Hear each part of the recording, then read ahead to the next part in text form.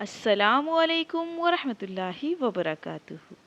حضرت ابو ہریرہ سے روایت ہے کہ رسول اللہ صلی اللہ علیہ وسلم نے فرمایا، ان سارے دنوں میں جن میں کہ آفتاب نکلتا ہے، یعنی ہفتے کے 7 دنوں میں سب سے بہتر اور برتر جمعے کا دن ہے۔ جمعے ہی کے دن اللہ تعالیٰ نے سیدنا آدم علیہ السلام کو پیدا کیا، اور جمعے ہی کے دن وہ جنت میں داخل کیے گئے، اور جمعے ہی کے دن وہ جنت سے اس دنیا میں بھیجے گئے، اور قیامت بھی جمعے کے دن ہی قائم ہوگی۔ جمعے کا دن بہت ہی قیمتی اور بابرکت ہے، ہفتے کے دنوں کا سردار اور افضل دن ہے۔ اس کی عظمت اور شان کے لیے یہی کافی ہے کہ اللہ پاک نے اس عظیم دن کی قسم کھائی ہے۔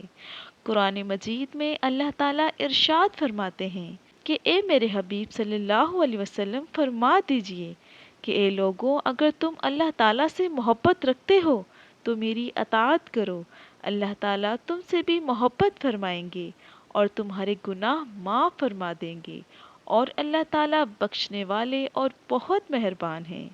سورہ العمران اور اسی طرح سورۃ الاحزاب میں ارشاد فرمایا کہ یقیناً تمہارے لیے رسول اللہ صلی اللہ علیہ وسلم کی ذات مبارکہ بہترین نمونہ ہے۔ رسول اللہ صلی اللہ علیہ وسلم نے فرمایا، جس نے میری سنت سے محبت کی اس نے مجھ سے محبت کی، اور جس نے مجھ سے محبت کی وہ میرے ساتھ جنت میں ہوگا۔ جمعے کے دن کثرت سے درود شریف پڑھنا۔ رسول اللہ صلی اللہ علیہ وسلم نے فرمایا، جس نے مجھ پر صبح شام 10 مرتبہ درود شریف بھیجا اسے روز قیامت میں میری شفاعت نصیب ہوگی۔ رسول اللہ صلی اللہ علیہ وسلم نے فرمایا، جس شخص نے میری امت کے فساد کے وقت میری سنت کو تھام لیا تو اس کے لیے 100 شہیدوں کا اجر ہے۔ رسول اللہ صلی اللہ علیہ وسلم نے فرمایا، جمعے کی نماز جماعت کے ساتھ ادا کرنا لازم واجب ہے۔ اس وجوب سے 5 قسم کے آدمی مستثنیٰ ہیں۔ نمبر 1 غلام، نمبر 2 عورت، نمبر 3 نابالغ لڑکا، نمبر 4 بیمار، اور نمبر 5 مسافر۔ رسول اللہ صلی اللہ علیہ وسلم نے ارشاد فرمایا، جو آدمی جمعے کے دن غسل کرے اور جہاں تک ہو سکے صفائی پاکیزگی کا اہتمام کرے، جو تیل و خوشبو اس کے گھر میں ہو اسے لگائے، پھر وہ گھر سے نماز کے لیے جائے اور مسجد پہنچ کر اس کی احتیاط کرے کہ جو 2 آدمی پہلے سے بیٹھے ہوئے ہیں ان کے درمیان نہ بیٹھے۔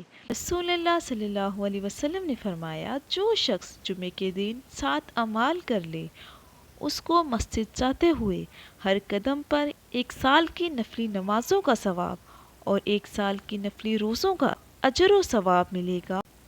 وہ 7 اعمال یہ ہیں: غسل کرنا، اچھے کپڑے پہننا، مسجد جلد جانے کی فکر کرنا، مسجد پیدل جانا، امام کے قریب بیٹھنے کی کوشش کرنا، خطبہ غور سے سننا، کوئی بیہودہ لغو کام نہ کرنا۔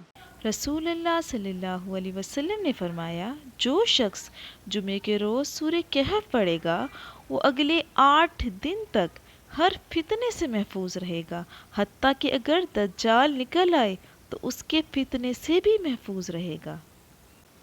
حدیث شریف کی روشنی میں جمعے کے دن قبولیت والی گھڑی کے متعلق علماء نے 2 وقتوں کا ذکر کیا ہے۔